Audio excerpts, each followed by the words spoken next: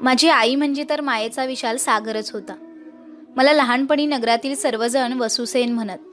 माझा छोटा भाऊ शोन मला नेहमी वसुदादा म्हणे, तर आई मला दिवसातून 1000 वेळा वसू वसू म्हणून बोलावी. तिनं मला केवळ आपलं दूधच पाजलं नव्हतं, तर तिच्या प्रेमाचं विशुद्ध अमृतही मी सतत मनसोक्तपणे पीत आलो होतो. एकजात सर्वांवर प्रेम करण्यासाठीच जणू तिचा जन्म होता. सगळं चंपानगर तिला राधामाता म्हणत होतं. सर्वांसाठी अविरत कष्ट आणि पोटी अमाप माया यांमुळे तिचा शब्द कधीच खाली पडत नव्हता. माझ्या कानात जन्मजातच 2 कुंडलं होती. त्यांची ती नगरातील लोकांशी बोलताना अनेक वेळा चर्चा करी. मी क्षणभर जरी दृष्टीआड झालो तरी तिचा जीव घाबरा होई, कासावीस होई. शेजाऱ्यांकडे जाऊन ती मला शोधण्याचा प्रयत्न करी. घटका मला समोर बसवून माझ्या कानातील कुंडलांकडे स्वतःला विसरून उगाच एकटक पाहत बसे. अनेक वेळा माझ्या मस्तकावरून हात फिरवून ती मला प्रेमानं म्हणे, वसू, गंगेच्या बाजूला कधी कधी जायचं नाही हं? का नाही जायचं? मी विचारी. हे बघ, वडील माणसांचं ऐकावं. जाऊ नको म्हटलं की जाऊ नये आपण. किती भित्री आहेस ग तू. अगं काय होतंय गेलं तर. नाही रे वसू. मला एकदम जवळ ओढून घेत माझ्या केसातून आपली लांबडी बोटं फिरवत ती मला विचारी, वसू, मी तुला आवडते की नाही? हो म्हणून मी मान डोलवी. माझ्या कानातील लईट डोलणाऱ्या कुंडलांकडे कौतुकानं पाहत ती म्हणे, मग माझी आज्ञा समजून जायचं नाहीस कधी गंगेकडे? ती मला कळकळून सांगे. तिच्या डोळ्यातून त्यावेळी भीतीचे भाव प्रकट होत. तिला बरं वाटावं म्हणून मी म्हणे, तू म्हणतेस तर नाही जाणार, मग तर झालं. ते ऐकताच आत्यंतिक प्रेमानं ती मला एकदम जवळ ओढून घेई आणि कडकडून मिठी मारी. माझ्या मस्तकाचे आणि कानांचे पटापट मुके घेई. मला त्यावेळी वाटे की आपण असंच तिच्या कुशीत कायमच घुसमटत राहावं. तिच्या कुशीत राहूनच मी विचार करी, गंगामातेच्या पाण्याला आईने एवढं का बरं घाबरावं? आणि मला तर गंगामातेच्या पाण्याची अनिवार्य ओढ होती. तिच्या लपलपणाऱ्या असंख्य लाटांशी घटका बोलत बसणं हा माझा सर्वात आवडता छंद होता. आईला तो कळला असता तर मला शोधित ती नक्कीच सरळ गंगेच्या किनाऱ्यापर्यंत आली असती. छे, काही झालं तरी आपण नेहमी नदी किनाऱ्यावर जातो हे हिला कधीच समजता कामा नये. मी निश्चय करून टाकी आणि तो पुरा करण्यासाठी शोनाला रंगीत शिंपले आणि पिकलेल्या पिवळ्या बकुल फलांच्या मुठी भरून देई. माझे बाबा कौरवराज धृतराष्ट्राच्या रथाचे सारथी होते. त्यांचा रहिवास बहुतेक हस्तिनापुरात कौरवांच्या राजधानीत होत असे. ते नगर कितीतरी दूरवर होतं. कधीकधी ते तेथून एक मोठा रथ घेऊन चंपानगरीत येत असत. त्यावेळी माझा आणि शोनाचा उत्साह काही वेगळाच असे. पर्णकुटीच्या दारात रथ उभा राहिला की त्यात शोन पटकन उडी मारी आणि घोड्याचे वेग बाबांच्या हातातून बळेबळेच आपल्या हातात घेत मोठ्यानं मला हाक मारी, वसुदादा, अरे लवकर ये, आपण गंगेच्या काठावरचे शिंपले आणूया. त्याची हाक ऐकून आपोआप खायचे तसेच सोडून मी धावतच पर्णकुटी बाहेर येई. तोनी मी मग बाबांच्या रथात बसून सुसाट वेगात नगराबाहेर गंगेच्या किनाऱ्याकडे जात असू. पिंगट रंगाचे ते 5 घोडे पुष्ट शेपट्यांचे पिसारे फुलवीत कानात वारा भरल्यासारखे स्वच्छंदानं उधळत जात. त्यांना आवरताना चिमुकल्या शोनाची फारच धातीरपीठ उडे. वर्षा दातांनी खालचा ओठ जोरानं चावत तो त्यांना आवरून मार्गावरची वळणं सफाईदारपणे घेण्याचा उगाच प्रयत्न करी आणि शेवटी दमून जाऊन मला मदतीला बोलावी. त्याच्या हातावर वेगांचे काच उमटलेले असत. त्याच्या आवाजात त्यावेळी इतकं मार्दव असे की मला त्याच्याबद्दल विलक्षण प्रेम वाटे. त्याच्या हातातील वेग मग मी माझ्या हातात घेई आणि आसुडाचा दंड उलटा करून त्यानं घोड्याची आयाळ विस्कून देई. हा करून त्यांना धावडण्यासाठी आसुडाच्या दंडानं डिवचलं की मग चेतावून ते पूर्वीपेक्षाही भरधाव वेगानं धावत सुटत. आपल्या मनासारखं झालं हे पाहून शोन आनंदातिशयानं टाळ्या पिटून मला प्रोत्साहन देई आणि हा म्हणता आम्ही दोघं अर्ध्या 1 योजनांचं अंतर कापून गंगामातेच्या किनाऱ्यावर येऊन थांबत असू. शोन पटकन रथातून उडी मारून हरणासारखा उड्या घेत किनाऱ्याकडे धावत जाई. त्याच्या चिमुकल्या पायांची एक रांगच रांग कडेच्या ओलसर वाळूत उमटताना दिसे. मी मात्र भारवल्यासारखा तसाच रथातून एकटक त्या पाण्याकडे पाहत राही. या पाण्याशी आपलं न सांगता येण्यासारखं काहीतरी नातं असावं असं मला उगाच वाटे. लागली दुसरा विचार येई, छे, पाण्याशी माणसाचं कसलं असणारं नातं? तहानलेल्या व्याकुळ जीवाला क्षणकाल तृप्त करणारं ते एक साधन आहे. हातातील वेग नकळत सुटून खाली पडत. आपल्या छोट्या डोळ्यांनी मी ते गंगापात्र शक्य असेल तेवढं घटाघटा पिऊन घेई. आपल्या सर्वांगाला डोळे असते तर किती बरं झालं असतं असं त्यावेळी मला वाटे. माझ्या त्या तंद्रीतून मी जागा होई तो शोनाच्या प्रश्नांनी. अनेक रंगांचे शिंपले मिळाल्यामुळे त्याचा उत्साह नुसता ओसंडून जात असे. तो एकसारखा मला प्रश्नांवर प्रश्न विचारी. दादा, हे शिंपले पाण्यापासूनच होतात काय रे? होय. तेवढ्यानं त्याचं समाधान होत नसे. तो परत विचारी, मग यांच्यावरचे हे सगळे रंग पाणीच देत असतील? होय. मग पाण्यात ते रंग का नाही दिसत? त्याच्या प्रश्नाला उत्तर देण्याचं कधी कधी मी टाळत असे, कारण त्याचे प्रश्नानंतर प्रश्न तयारच असणार हे मला माहीत असे. आणि खरं म्हटलं तर त्याच्या प्रश्नांचं उत्तर मलाही काही वेळा माहीत नसे. चल, आपणाला बराच वेळ झाला आहे असं सांगून मी त्याच्या मस्तकातील ते प्रश्नांचं काहूर काढून टाकण्याचा प्रयत्न करी. मी आणि तो मग परतत असू. येताना संध्याकाळ झाल्यामुळे शयन, कोकिळ, कपोत, भारद्वाज, पथरत, करंज असे निरनिराळ्या पक्ष्यांचे थवेच्या थवे चित्रविचित्र आवाज काढीत कलकलत घरट्यांकडे परत जाताना दिसत. शोनाचं थोडा वेळ गप्प झालेलं कुतूहल परत झटकन जागं होत असे. रथनिडाच्या बाहेर डोकावून त्यांच्या थव्याकडे एकटक पाहत तो मला अनेक प्रश्न विचारी. माझं मात्र त्यावेळी त्याच्याकडे मुळीच लक्ष नसे. पश्चिमेकडच्या 2 उंच पर्वतांमध्ये सूर्यदेव त्यावेळी प्रवेश करीत असत.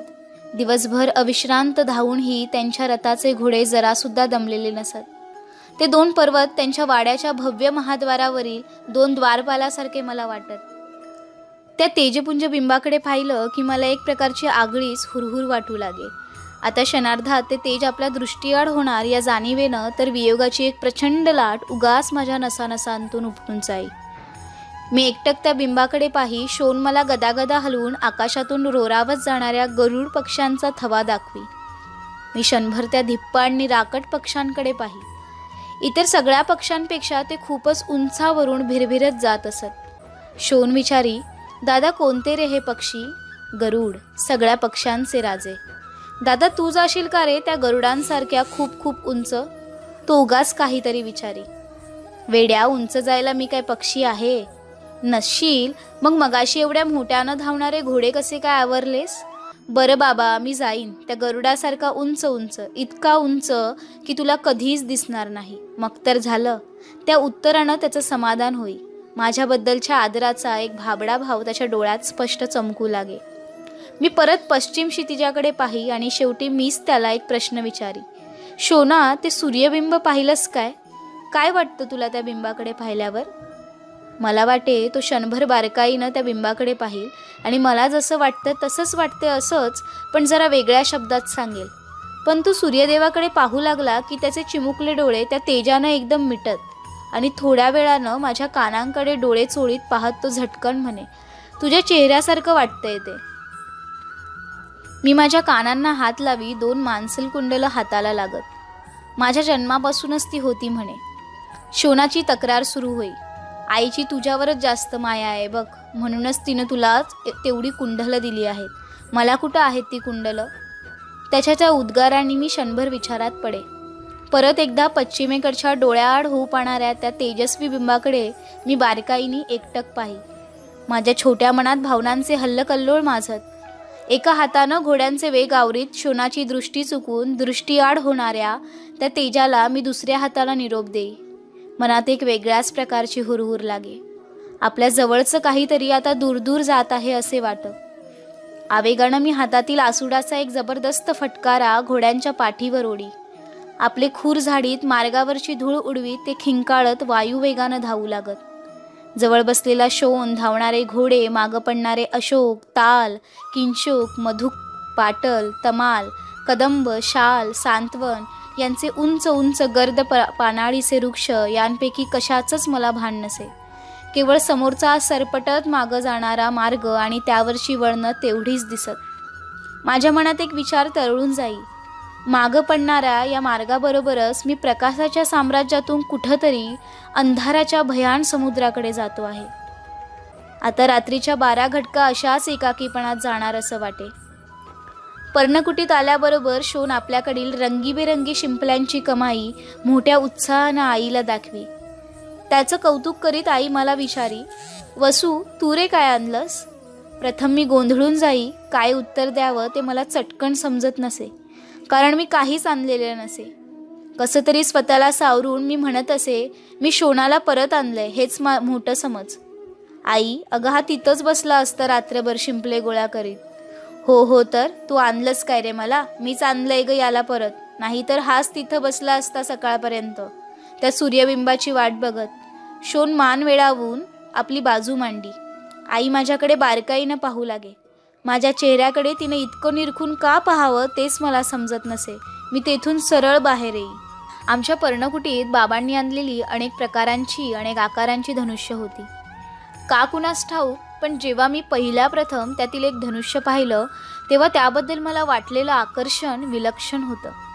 त्याची कपोताच्या मानेसारखी वळण घेतलेली धनुकली नि नुसतं नकांनी छेडलं तरी झनत्कार करणारी प्रत्यंचा मला अतिशय आवडली. बाबांच्या हातातून जवळजवळ मी ते हिसकावूनच घेतलं. हातात ते नाचवीत, उड्या मारीत अंगणात घोड्याच्या शेपटीशी खेळत असलेल्या शोनाजवळ मी क्षणात आलो. तो घोड्याच्या शेपटीच्या झुपकेदार गोंड्यातील चमकदार नि लांब केस काढण्यात गुंतला होता. काहीतरी गुणगुणत होता. त्याला ते धनुष्य दाखवीत मी म्हणालो, शोन, हे बघ आपलं खेळणं. आता घोड्याचं केस उपटायचं सोडून दे. आत्तापासून आपला नवा खेळ सुरू. त्यानं हातातील केस झटकन फेकून दिले. बघू बघू म्हणत मोठ्या उत्सुकतेनं तो नाचतच माझ्याजवळ आला. माझ्या हातातील धनुष्य त्यानं आपल्या हातात घेतलं आणि डोळे मोठे करून तो म्हणाला, बरंच जड आहे की रे हे. हट, हे कसलं जड? आण इकडे आणि आतून एक बाण घेऊन ये. मी त्याला बाण आणायला पिटाळला. दादाला बाण द्या, दादाला बाण म्हणत तो ओरडतच आत पळाला. मी माझ्या उत्तरीयानं त्या धनुष्याच्या दंडावरची धूळ हळुवारपणे पुसली. हातात ते पेलून पाहिलं. इतक्यात शोन एक बाण घेऊन उड्या मारीत बाहेर आलाही. माझ्या हातात तो देऊन समोरच्या वडाच्या झाडाकडे बोट दाखवीत म्हणाला, दादा मार बघू त्या झाडात हा बाण. मी झटकन प्रत्यंचा चढवली आणि बाण लावून ती ताकदीने खेचली. एका ठिकाणी हात स्थिर करून डावा डोळा मिटून ती सोडून दिली. खंड्या पक्षाच्या झेपेसारखा तो बाण एका सरळ रेषेत पुढे गेला आणि कचकन पुढच्या वडाच्या झाडात घुसला. क्षणभरातच बाण घुसला होता. त्या जागेतून दूधवर्णी रस ठिबकू लागला. शोन टाळ्या पिटून उड्या मारू लागला. माझा वेध त्याला आवडला होता. त्या दिवसापासून माझा आणि शोनचा तो एक नित्याचा खेळच झाला होता. आकाशात भराऱ्या मारणाऱ्या क्षीण पक्षाला बाणानं अचूक टिपणं, वाऱ्याच्या झोताबरोबर इकडे तिकडे हलणाऱ्या शेंड्यावरच्या आम्रफलाचा देठ तोडणं, एकाच वेळी 2 बाण सोडून 2 वेगवेगळी लक्ष साधणं, असे विविध खेळ स्वतःला विसरून आम्ही घटकानं घटका खेळू लागलो. या सगळ्या खेळांचे पंच होते आमचे बाबा. ते सांगतील तेवढ्या गोष्टी आम्ही दोघं नम्रपणे पाळीत होतो. पण माझ्या मनात नेहमी एकच विचार येई, आपणाला हवा तसा आणि हवा त्या ठिकाणी बाण सोडता आला पाहिजे. लक्ष न पाहता नुसत्या आवाजाच्या रोखानं बाण सोडता आला पाहिजे. साळींदर प्राणी जसा आपल्या संरक्षणासाठी आपल्या अंगावरील 100-200 नलिका एकाच वेळी सोडू शकतो, तसं आपणालाही असंख्य बाण एकाच वेळी सोडता आले पाहिजेत. स्वप्न म्हणजे काय आहे हे कुणाला तरी व्यवस्थित सांगता येईल काय? मला तरी ते अतृप्त मनाच्या इच्छा पुरविणाऱ्या कल्पवृक्षासारखं वाटतं. कारण त्या दिवशी रात्री माझ्या स्वप्नात अनेक धनुष्य नाचत होती. फुलांनी सजविलेली वळणदार आकाराची टणक पण लवचिक धनुकलींची अशी अनेक धनुष्य मी एकामागून एक अशी हाताळीत होतो. दिसेल त्या वस्तूवर एकामागोमाग एक असे अचूक बाण सटासट टाकीत होतो. स्वतःच्या लक्षवेधावर स्वतःच खुश होत आनंदानं टाळ्या पिटीतच मी जागा झालो होतो. एके दिवशी सकाळी मी आणि शोन नगराजवळच्या अरण्यात रथासाठी लागणारी किकीर वृक्षाची कठीण आणि टिकाऊ अशी लाकडं आणण्यासाठी गेलो होतो. शोन तर त्या दिवशी फारच आनंदात होता. अरण्यात फिरायला मिळणं ही त्याच्या दृष्टीनं फारच भाग्याची गोष्ट. तिथल्या अनेक पक्ष्यांचे निरनिराळे मंजूळ आवाज, झाडांच्या फांद्यांची एकमेकांवर घासून होणारी करकर, झऱ्यांची नाजूक खळखळ, प्रचंड वृक्षांच्या आधारानं वर चढणाऱ्या वेलींची अविरत सळसळ, या सगळ्यांबद्दल त्याला एक वेगळंच आकर्षण होतं. त्याचं वर्णन न थकता तो घटकानं घटका करी. मला मात्र अरण्यात जाणं तसं तितकंसं आवडत नसे, कारण तिथं सूर्यदेवाचं ओझरतही दर्शन होत नसे. मग माझं मन उगाचच अस्वस्थ होई.